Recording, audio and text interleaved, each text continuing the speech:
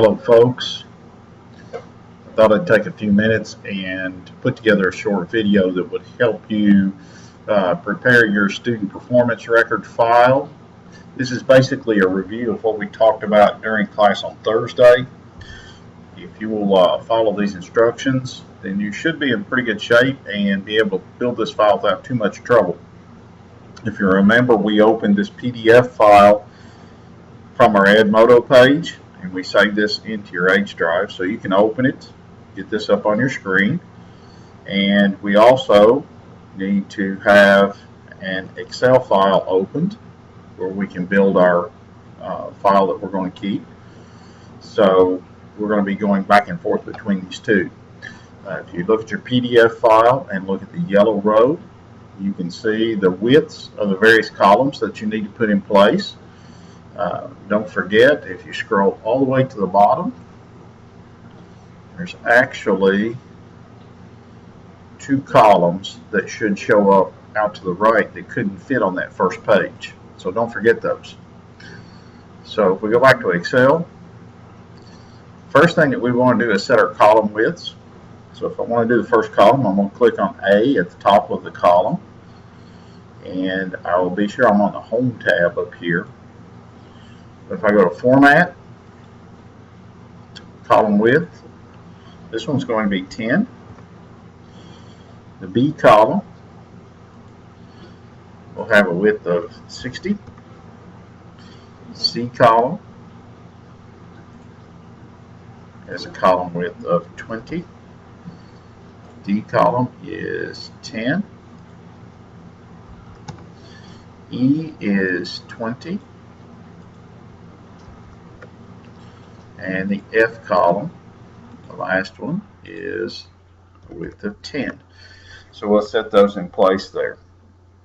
And then if we begin looking at our PDF file, you can see your title up here. We want to make our titles look just like they do on the PDF file. We want to watch our capitalization, we want to watch our spelling. And these titles at the top are basically 14 point. They are bold, and they're in the center of the cell. So we want to put those in place and format them correctly. So I'll start here.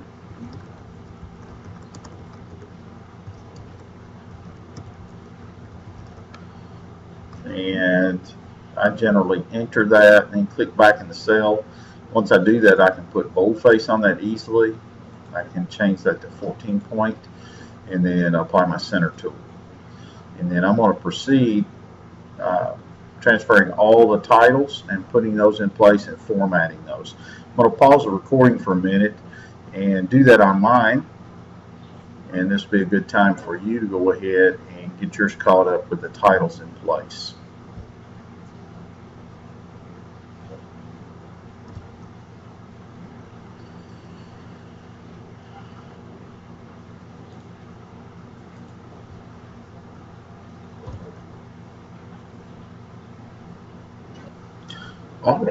All right, so I've got my titles in place and have got almost all the formatting done. You can see up at the top, I've got still a few things left to format a little bit there, so I can come back later and finish that up.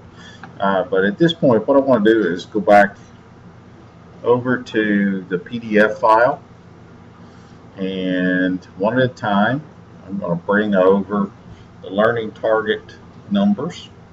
So I'm going to do Control-C on my keyboard to copy that. Come back into Excel, and in the correct cell, I'm doing Control-V to paste it. I can go back, get the learning target. Whoops. Picked it up the same way. Highlight that. Control-C to copy. And then Control-V to paste it.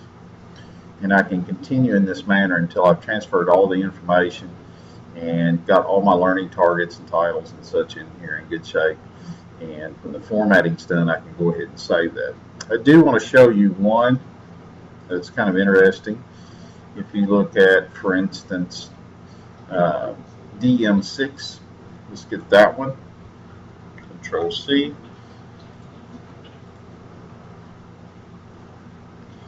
and paste that in place. Control V, and get the learning target. And see that learning target is pretty long, right there.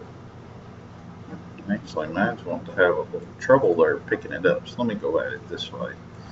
So I'm going to do Control C, and then paste that in with Control V, and you can see it runs outside the cell over here in this area, and it's actually run into the cell below. So if I check there, I can see above I'm sort of missing part of it. So what I'm going to do here is I'm going to select this part that ran into the cell below and highlight it. I'm going to do a Control X to cut that text, go in the cell above, Control V to paste it, and even put a period there.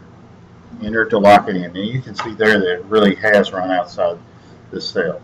This is easy to fix. You'll select that cell, find the tool up here that says Wrap Text. If I click on that, that makes all of the contents of that cell wrap onto a second line within that one cell. It makes it one neat unit there. It doesn't run past the limit that I set there with my column width. So if you'll use that technique to fix up the long learning targets, they'll all fit within the B column, and this will be workable, and it looks really good when you get finished with it. Be sure you save this in your H drive the way I asked you to yesterday, and just continue work. Hope everything goes real well with this. Thanks a bunch, and I'll see you later.